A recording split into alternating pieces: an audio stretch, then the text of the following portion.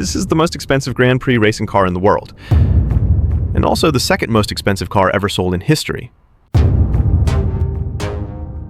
One of the world's most historically significant racing cars, the 1954 Mercedes-Benz W196 R Stromlinienwagen, chassis number 00009/54, was auctioned by R.M. Sotheby's at the Mercedes-Benz Museum in Stuttgart on February 1st, 2025.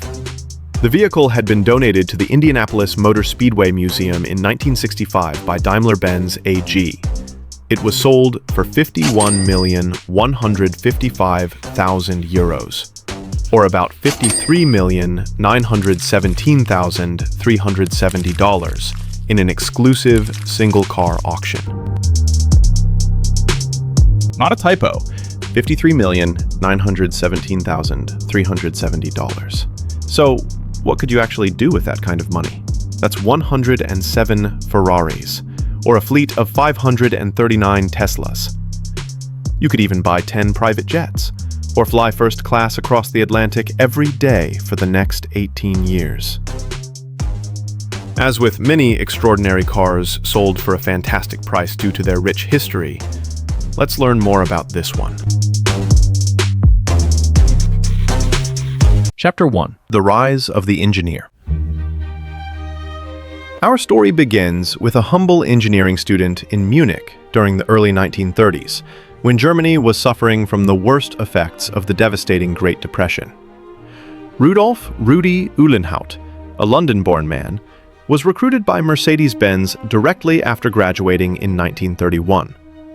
He spent the next 5 years proving his worth in the production car department, increasingly recognized for his calm demeanor, strong work ethic, and extraordinary commitment. During this time, Mercedes-Benz returned to the racing world, and in 1934 and 1935, their team enjoyed great success, creating the W25 racing car, soon nicknamed the Silver Arrows for their unpainted metallic bodies. But Stuttgart faced a setback in 1936, when the new car failed to meet expectations, and changes came swiftly. The promising Rudolf Uhlenhaut was promoted to director of the experimental racing department, a surprising decision since he had no prior experience developing race cars. He worked under racing director Dr. Fritz Nollinger and alongside team manager Alfred Neubauer. Fully aware of how little he knew about competition cars, Uhlenhaut threw himself into the task, personally testing the machines at the Nürburgring to learn their behavior. The team's drivers were astonished at how quickly Uhlenhaut became adept. He insisted on testing cars at racing speeds to replicate real conditions, sometimes even beating the team drivers' lap times. He was also the only Daimler-Benz engineer to regularly travel with the racing squad, and his guidance led to vital improvements in the 1937 W125.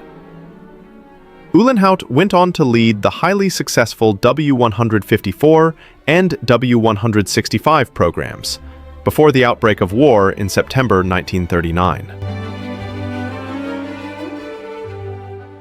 Chapter 2. A New Silver Arrow Rises from the Ashes. After World War II, Mercedes-Benz emerged from ruin, first producing simple cars for workers, before returning to luxury with the 300S in 1951. Stuttgart's racing ambitions began to show with the 300SL Gullwing, a winner both on track and in the marketplace. Momentum grew further when the FIA introduced new Formula One regulations for the 1954 season: 2.5-liter naturally aspirated engines, or 750 cubic centimeter supercharged units. Mercedes saw opportunity. Fritz Nollinger and Rudolf Uhlenhaut led a new Rennabteilung, racing department, equipped with the resources to build the best car possible. Uhlenhaut designed the W196R with a tubular space-frame chassis, advanced independent suspension, inboard Alphin drum brakes, and his signature low-pivot rear suspension. The engine, A 2.5-liter straight 8 with Bosch direct fuel injection and desmodromic valve gear was revolutionary.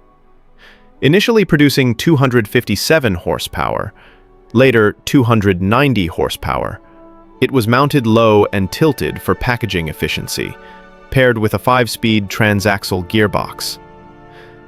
Two body styles were created: an open-wheel torpedo for tight circuits, and the closed-body Streamliner with sleek aerodynamics crafted from lightweight electron magnesium alloy. The Streamliner became the W196R's defining visual signature, capable of speeds exceeding 186 miles per hour, making it one of the fastest Grand Prix cars of its era. Chapter 3, 1954. A plan realized.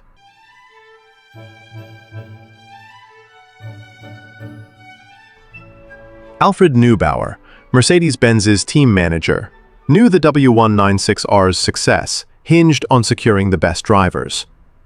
Initially, Carl Kling and Hans Hermann were signed, but attention quickly turned to Juan Manuel Fangio. Though considered to be past his prime in early 1954, Fangio, world champion in 1951 with Alfa Romeo, was still a formidable talent.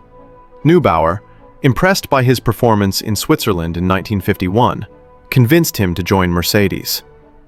Fangio competed in 2 races with Maserati at the start of 1954, winning in Argentina and Belgium, before switching to Mercedes.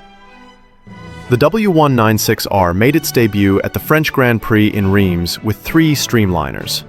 Fangio and Kling finished first and second, while Hermann set the fastest lap. Victories followed at the Nürburgring and in Switzerland with the open-wheel version. At Monza, Fangio triumphed again with the Streamliner, while Britain's rising star, Stirling Moss, nearly beat them in a Maserati 250F before retiring. Mercedes quickly took notice of Moss.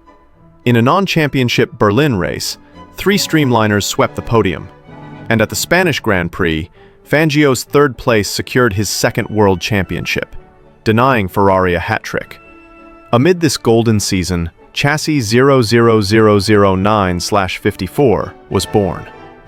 Built as a long-wheelbase open-wheel monoposto, it was first tested in December 1954.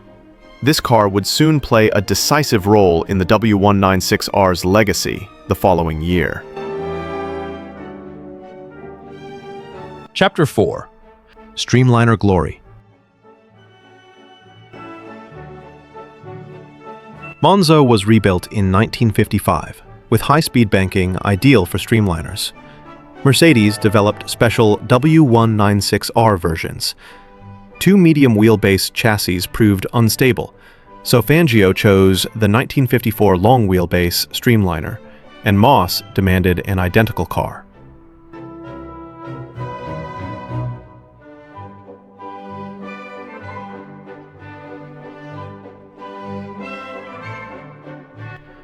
Mercedes arrived with 8 cars, entering 4. Fangio and Moss took the Streamliners, Kling and Taruffi the open-wheel cars.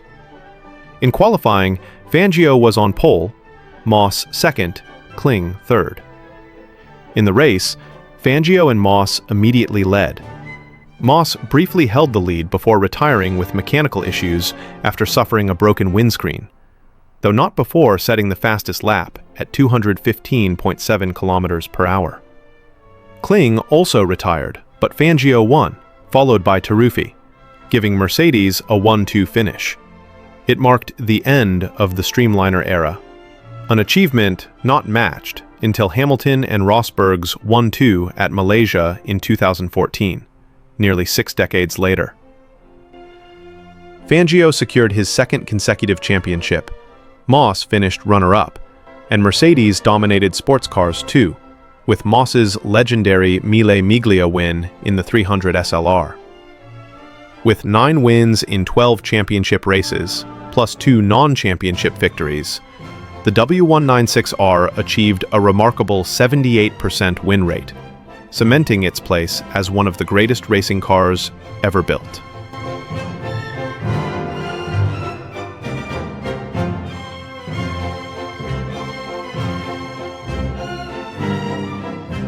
Chapter 5. The end of an era.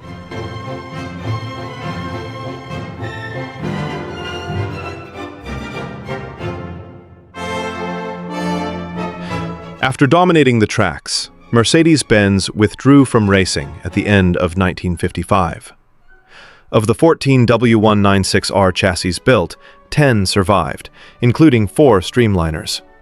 They were officially retired at a Stuttgart ceremony before some went to museums.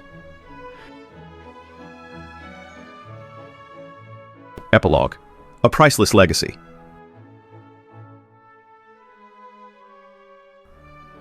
Today, the 1954 Mercedes-Benz W196R Stromlinienwagen chassis 00009/54 is not just a car. It is a rolling testament to engineering brilliance, sporting dominance, and international heritage.